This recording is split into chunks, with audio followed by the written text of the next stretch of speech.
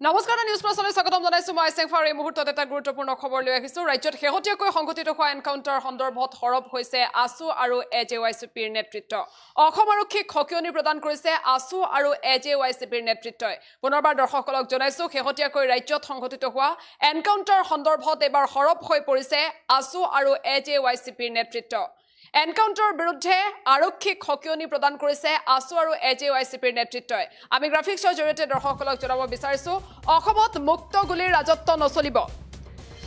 Police ৰাজ চলাবলৈ দিয়া নহব ৰাজ্যত এনকাউণ্টাৰক লৈ হৰব আসু এজেৱাইচিপিৰ নেতৃত্ব অসম আৰক্ষীক খকিয়নি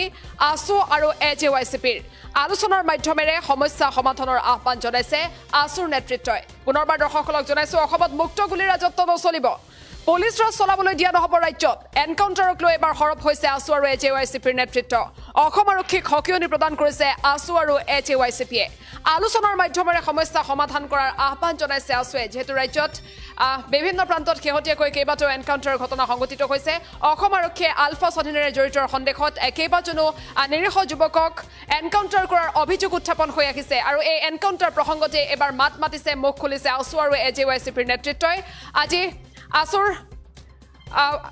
আৰু এজেৱাইচিপিৰ নেতৃত্বই এই সন্দৰ্ভত মুখ খুলিছে আৰু মন্তব্য কৰিছে যে অসমত মুক্ত গুলিৰ ৰাজত্ব নচলিব পুলিচ ৰাজ চলাবলৈ দিয়া নহব ৰাজ্যত এনেধৰণে এনকাউণ্টাৰক লৈ হৰব হৈ পৰিছে আসু আৰু এজেৱাইচিপিৰ নেতৃত্ব অসম আৰক্ষীক খকিয়নি প্ৰদান কৰিছে আসু আৰু এজেৱাইচিপিৰ নেতৃত্বই এনকাউণ্টাৰে অসমীয়া যুৱক ঘূণীয়া কৰাৰ পৰা বিৰত থাকিবলৈ অসম আৰক্ষীক খকিয়নি প্ৰদান কৰিছে আসুৰ নেতৃত্বই এফালে এনকাউণ্টাৰৰ বিৰোধিতা কৰিছে এজেৱাইচিপিৰ নেতৃত্বই নিৰস্ত লোকক আলফা স্বাধীনলৈ যাব বুলি সন্দেহ কৰিয়ে গুলিয়াব পাৰে আৰক্ষী এনেধৰণে আৰক্ষীৰ বিৰুদ্ধে অভিযোগ উত্থাপন কৰিছে আৰু এই গণতন্ত্ৰৰ বাবে অতি লাজৰ কথা বুলিও মন্তব্য কৰিছে এজেৱাইচিপিয়ে পুলিচ ৰাজ চলাবলৈ বিচৰা হৈছে ৰাজ্যত কিন্তু আমি সেয়া চলাবলৈ নিদিওঁ বুলি এজেৱাইচিপিৰ বিস্ফোৰক মন্তব্য লগতে প্ৰশ্ন উত্থাপন কৰিছে অসম আৰক্ষীক যে অসম পুলিচৰ জিম্মাত কিয় আত্মহত্যা কৰে অভিযুক্তই এনেধৰণৰ বিভিন্ন অভিযোগ উত্থাপন কৰিছে এজেৱাইচিপি আৰু আসুৰ নেতৃত্বই লগতে অসম আৰক্ষীক খকিয়নি প্ৰদান কৰিছে আমি পুনৰবাৰ উল্লেখ কৰিছো শেহতীয়াকৈ ৰাজ্যৰ বিভিন্ন প্ৰান্তত আলফা স্বাধীনেৰে জড়িত সন্দেহত কেইবাজনো নিৰীহ যুৱকক এনকাউণ্টাৰ কৰাৰ অভিযোগ উত্থাপন হৈছে অসম আৰক্ষীৰ বিৰুদ্ধে আৰু শেহতীয়াকৈ সংঘটিত হোৱা এই এনকাউণ্টাৰ সন্দৰ্ভতে হৰব হৈ পৰিছে আসু আৰু এজেৱাইচিপিৰ নেতৃত্ব অসম আৰক্ষীক খকিয়নি প্ৰদান কৰিছে আসু আৰু এজেৱাইচিপিৰ নেতৃত্বই লগতে আলোচনাৰ মাধ্যমেৰে এই সমস্যাসমূহ সমাধান কৰাৰ আহ্বান জনাইছে আসুৱে আমি মন্তব্য আগবঢ়াইছো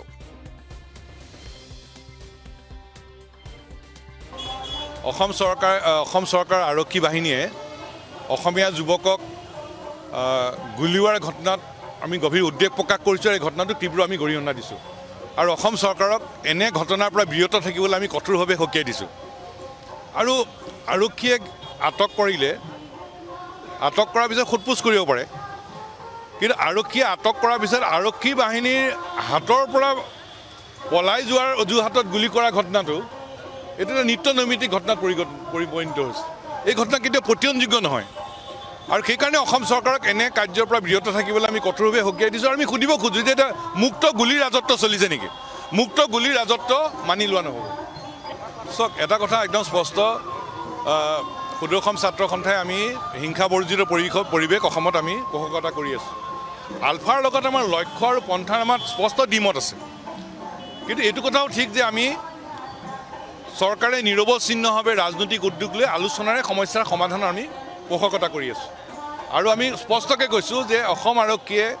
অসমীয়া যুৱকক গুলিওৱাৰ ঘটনা এটা উদ্বেগৰ ঘটনাৰ এই ঘটনাক তীব্ৰ গৰিহণা দিছোঁ আৰু অসম চৰকাৰক এনে ঘটনাৰ পৰা বিৰত থাকিবলৈ আমি কঠোৰভাৱে সকীয়াই দিছোঁ আৰু অসমত মুক্ত গুলিৰ ৰাজত্ব নচলিব প্ৰথম কথাটো চাওক অসম চৰকাৰভাৱে আলফা স্বাধীনত যোগদান কৰিবলৈ যোৱাৰ সন্দেহত বা তেওঁলোকৰ লগত যোগসূত্ৰ থকাৰ সন্দেহত অসমৰ বিভিন্ন প্ৰান্তত কেইবাজনো যুৱকক শূন্য দূৰত্বৰ পৰা গুলিয়াই আহত কৰা হৈছে বা এনকাউণ্টাৰ কৰা হৈছে এই কথাটো আমি এই কাৰণেই তীব্ৰ বিৰোধিতা কৰিছোঁ প্ৰথম কথা তেওঁলোক নিৰস্ত্ৰ তেওঁলোক কোনো অস্ত্ৰ শস্ত্ৰ তেওঁলোকৰ লগত নাছিল তেওঁলোকক সন্দেহ কৰা হৈছে আলফা স্বাধীনলৈকে যাব নেকি বুলি আৰু সন্দেহ কৰি তেওঁলোকক গ্ৰেপ্তাৰ কৰা হৈছে গ্ৰেপ্তাৰ কৰাৰ পিছত তেওঁলোকক শূন্য দূৰত্বৰ পৰা গুলিয়াই আহত কৰা হৈছে বা এনকাউণ্টাৰ কৰা হৈছে নিৰস্ত্ৰ যুৱক কেইজনক গ্ৰেপ্তাৰ কৰি পুলিচে এনেধৰণে এনকাউণ্টাৰ কৰা কাৰ্যটো মই ভাবোঁ অসম পুলিচৰ কাৰণে অতি লজ্জাজনক কথা, এখন গণতান্ত্ৰিক দেশৰ কাৰণে অতি লজ্জাজনক কথা, আইনক বিশ্বাস কৰা মানুহবিলাকৰ কাৰণেও ই অতি দুৰ্ভাগ্যজনক কথা। কাৰণ তেওঁলোকক গ্ৰেপ্তাৰ কৰাৰ পিছত বিভিন্ন আইনৰ জৰিয়তে তেওঁলোক যদি দোষী তেওঁলোকক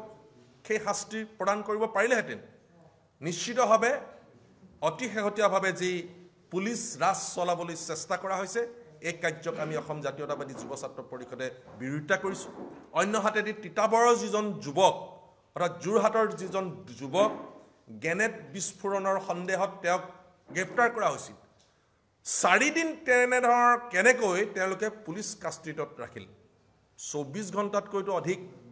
ৰাখিব নোৱাৰে। 24 ঘণ্টাৰ ভিতৰত ন্যায়ালয়ত তেওঁক হাজিৰ কৰাব লাগে, কিন্তু তাকে